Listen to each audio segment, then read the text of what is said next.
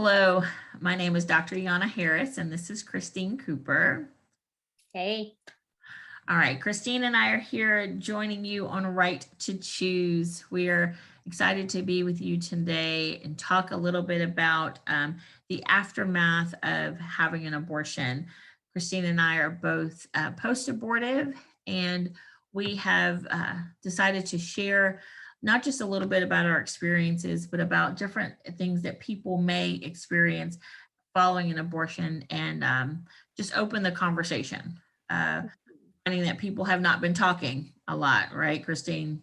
Right. At all, for the most part. Yeah, at all. Yeah, Honestly. at all, if we're honest. And for those of you who may be listening, Christine and I are both African American Black women, and we are definitely not hearing these conversations in our community. So we wanted to talk about it, And as you join us over these episodes, you may find the need to chime in. You may decide you have a topic you want us to expound on, and we are here for it. So please definitely reach out to us. You can email us at breakfreeabortionhealing@yahoo.com, or you can inbox us on Instagram, breakfreeabortionhealing, or just reply on our podcast, wherever you listen to your podcast. So we're going to talk a little bit about post-abortion syndrome and anniversary symptoms. Anniversary sounds pleasant, but in this case, it is not. So different women experience different things. Men also experience post-abortion symptoms. So because of our own experiences and our own gender, we can talk about what that looks like from the woman's perspective. And post-abortion syndrome presents itself differently in everyone. I don't know about you, Christine, but I have met a lot of women who say, I'm good. I'm not bothered about my abortion or my abortions, right? You've heard. Yeah, that's common. It's I was very, one of those, uh-huh. probably. Yeah. Yeah. Yeah, like I'm good, no problem. It doesn't affect me that much. I'm healed. I'm good, especially women who are Christian, women Yeah. who've accepted Jesus Christ as their savior will tout the I'm healed, I'm forgiven, I'm set free, everything's gravy, but do not want to talk about it. Right. Or don't bring it up. Um, so that has presented its own set of issues. I like many other issues especially in the Black community, we don't talk about the symptoms. We don't talk about what's happened. We have a lot of other things that have happened. We don't a lot of time talk about molestation. We don't talk about rape. We don't talk about the drunk uncles. We don't talk about different inappropriate touching. All of that we don't Right. talk about a lot of times in our community. Would you agree? It's just I definitely agree. The secrecy in the Black community. And it may be just because I'm a part of the Black community, but I feel as though other ethnicities kind of discuss more things than we do for some Mhm. reason amongst themselves. Right, right, yeah. Almost. So I know one of Christine and I have had a lot of conversations over the years, and we talk a lot about almost wanting to normalize the conversation. Yeah, for sure. To normalize the talking and to just start somewhere. A lot of people don't realize they're experiencing post-abortion syndrome. So we'll just bring up a couple of symptoms that will sometimes come up. Guilt, depression, anxiety, Yes. drug abuse, alcohol abuse, over sexualization, hyper sexualization, different types of mental illness, eating disorders, Hmm. low self-esteem, not feeling feminine anymore, not feeling like a woman, especially if a woman has not been able to conceive future children after having had an abortion. She will many times feel less than as a woman. Yeah. That presents its own issues. Suicidal ideation or attempts, not feeling worthy, feelings of inferiority, definitely, not feeling accepted, especially in physical relationships, feeling less than, even avoiding pregnant women and avoiding babies. Yeah. Yeah, I have women who hear crying babies, and almost to a place of torment for them, Mhm. and that is just very disheartening to hear crying babies, and you're just trying to suppress things a lot of times. And I am a metaphor kind of person, and when I see things or talk about things, I see them in ways that I can understand and process. And I think about um, post-abortion syndrome as a pile of laundry that started with Mm, a t-shirt. mm, So many times the t-shirt is something else. The t-shirt started out with maybe a early sexualization or molestation, a rape, feelings of abandonment, other issues that get a person to the point of being in a crisis pregnancy or an unwanted or unplanned pregnancy, whichever term you choose for that.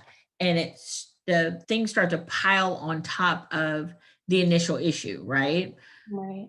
So it may start off as, um, a little bit of something. It's just one shirt. I'll get to it later. It's not that big a deal. And then on top of it comes the abortion. On top of the abortion comes the alcohol, comes the drugs, comes the promiscuity and the depression. You see what I'm saying?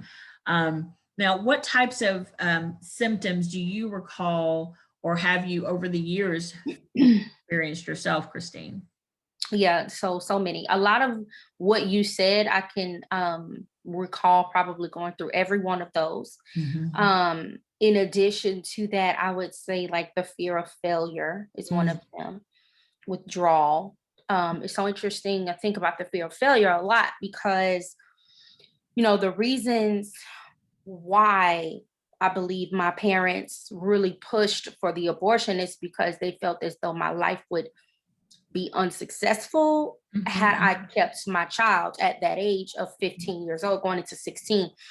And so, of course, it's almost like, well, now we're 17 years later, and I look back and I say to myself, there was this call for me to go to college. There was this call for me to get this degree. There was this call for me to walk in some sort of career that spawned out of having a degree. And I did none of those things. I did not complete college. I, currently don't have a degree.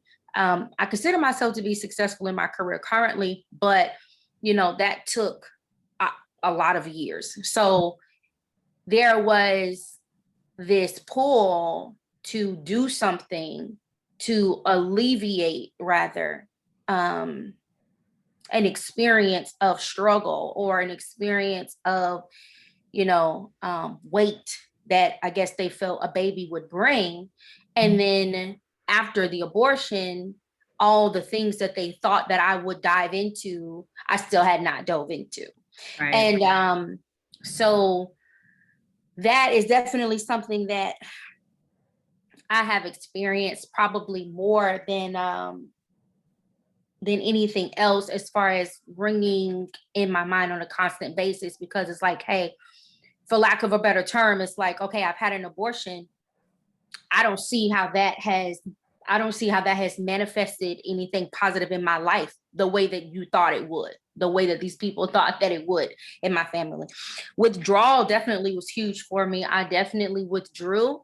And in withdrawal, I would say that had a laundry effect for me. It Mhm, started with seclusion mhm, and then it grew into all types of things, unable to build relationships or friendships, anger for sure. Depression was huge and that manifested in ways that I didn't even know depression could. Promiscuity probably came out of depression. right. Um, and then, just I would say the need to, or rather the struggle to trust people. That was the huge one for me. Yes, I just yeah. couldn't trust people. Mm-mm. I mean, at all. In relationships that I had already established trust, it was even hard for me to maintain trust with those people Right. because of what had happened to me with the abortion experience. So definitely can say that I have experienced the post-abortive symptoms over the course of 17 years. Right. And it started out as, like you said, one or two things. It just grew into a multitude. Yeah. Yeah.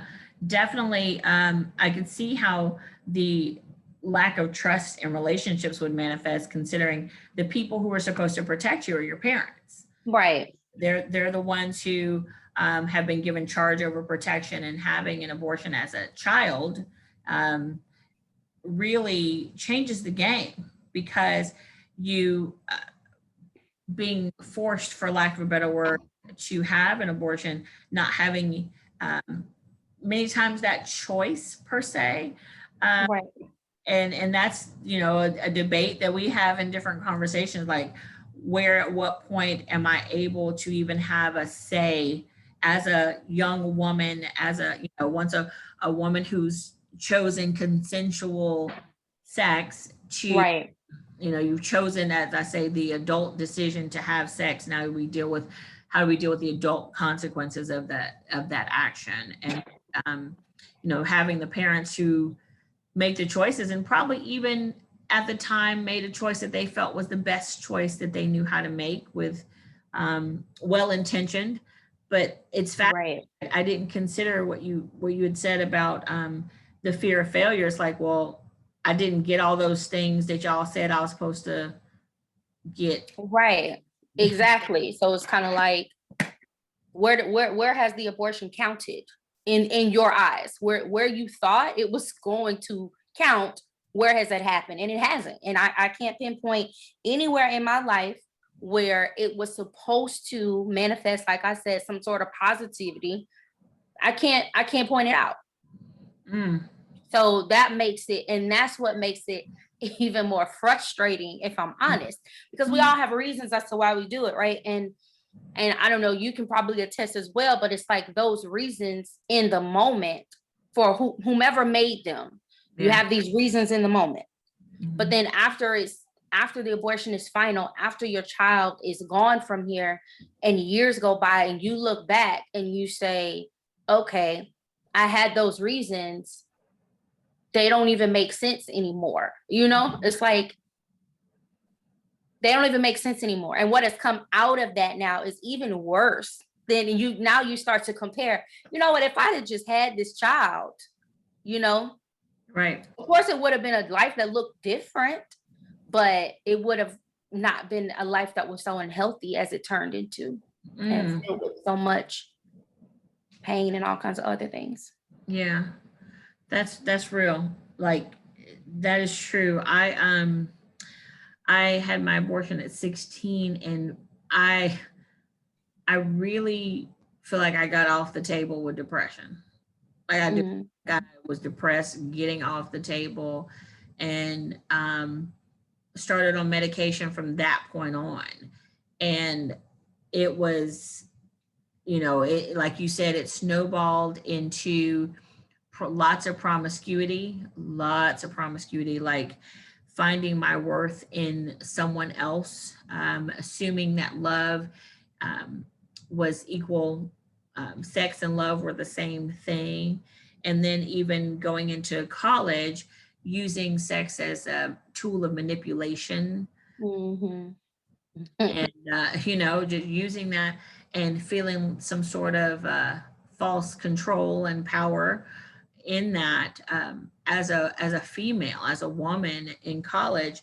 And I did not, alcohol and drugs weren't my issue, but sex and sexuality, and the obsession even with that, pornography, all of it was just so such a strong addiction, that the entire sexual sin that it all entered into my life. And I tell people, and I've told you, I can trace the line from early sexualization to my abortion, from my abortion to all of the other shrapnel in my world. And Right. and you, like you said, you're still repairing those broken pieces. And for me recently, I started every year after my abortion, I was experiencing anniversary symptoms, but did not know. And it, took years and years to see that that's what was happening. But every Christmas, I would fall into a heavy depression, but I would mask it with overactivity and fun. And Mm. to the onlooker, my decorated house, my Christmas party, my purchasing of gifts, my all of that was fun and celebration. But in reality, it was the broken pieces of my heart. My son would have been born the day after Christmas. Mm. And so Christmas, I would have, all these people over and it'd be this great thing. And then I would just literally like fall into these very depressive states. And even to that end was how I ended up at an abortion healing retreat was, I had been 10 years into 10 years after my abortion and was sitting in my office. I'm grown, working, paying bills, got a house, and Right. sitting at my desk wanting to be checked into the mental facility. It was horrible. And I whatever reason, and I sincerely to this day believe the Lord dropped into my spirit the timing that, not calling it anniversary symptoms, not even recognizing that that was a thing. And I Googled, this is early Google, Lord Jesus, just dated myself with Google. I typed into Google abortion plus healing, Mm-hmm. and I found a healing retreat. It was December when I reached out and called their hotline, and it was February when I was able to go on the retreat. Um, Recently, here, I started seeing different things with anniversary symptoms. And as I've gotten older, as I've served more in abortion healing, as I've dealt with more of my story, I start to recognize and see the symptoms down the road, quite honestly. Mm-hmm. So I know in March, things are going to sometimes be a little whatever. And so I become aware. I become very aware. So I got pregnant in March over spring break in high school. And then Yeah. I got, I had my abortion in the week of Mother's Day, which is the second week of May. And then my son would have been born in December. So I would have these weird bouts of stuff. And so I finally, like, I would get sad or what have you. And God started to just really help me to see and to be able to combat it early, to be able to um, reach out and even say, I have a network of women who have walked through their own healing journeys. And I'll reach out and send a text quick and say, hey, so tomorrow is the anniversary of my abortion, or hey, uh, this is what's going, this is going on. I'm feeling it rising up. And it rises up different now in this season of my life. In the season of my life, many times it manifests in a sadness, Mm. not in a depression, but in a sadness of grief, a sadness of what could have been, the sadness of I wonder what he would look like. I wonder what he would have done with his life, what he would have become. Um, this next year, it'll be 30 years. Wow. It'll be 30 years next year. And it is literally the most life altering moment of my life. Like it's legitimately a moment changed everything. And it's that choice. And that's that word that has gotten kicked around the world. A lot of people sit in the space of conversation when it comes to choice, as it relates to pro life or pro choice. And we had the conversation when we started this podcast about right to choose with a question mark, Right. right to choose it. And it's the conversation, it continues to be the conversation. So you or someone someone listening, you may have experienced an abortion. You may have said, "I'm good, no problem, everything's great." Um, but then something said today may have triggered something and been like, "Hold on a second, never thought about that. Never thought that was connected." I have friends who'll say, "Oh, no, I actually don't experience any post-abortion syndrome stuff." And then you start naming off stuff. They're like, "Oh, hold on a second. That, Right. oh, wait, I didn't even consider that to be a part of it." So maybe you, listener, you watcher, are seeing and hearing some things that you'd not considered before. And we invite you to reach out. We invite you to reach out, and it's okay. It's okay to get help. It's okay to ask some questions. It's okay to start the conversation. It's okay to heal. It's okay to confess. I've had women just inbox me recently with the, "Hey, I've been debating about messaging you, so I'm confessing. Now I don't know what to do Mm, with that," and that's a very, very powerful step, to absolutely. grow. So, um, just continue, Absolutely. be aware. And let's say you haven't had an abortion and you're listening and you're like, "Okay, I bet you money somebody has." Somebody has, whether she is shared or not. Please share this podcast, share our information, and just continue to encourage people. Normalize the conversation of healing. Right. Normalize it. Let's That's a great point. talk about it. Talk about it. All right. Anything else to add, Mrs. Cooper, before we sign off for today? um, I would just say, to the women who are listening that have had an abortion, and to your point, um, have been unaware that they have been experiencing post-abortive symptoms, but they know for sure that they're not the same anymore. Like something has changed for the worse, Mhm. in their personality and in their lives and in their character. And they just aren't able to pinpoint, you know, they didn't know it had a name, right? Mm. Mhm. They didn't know it had a name. Mhm. So to those women, I would say, the unfortunate part about my story is that I dealt with so many of these symptoms before I knew they were attached to my abortion. And I believe that is what caused them to grow the way that they did, and to, branch out into all these other areas of my life, and what allowed them to stay for as many years as they did. Mhm.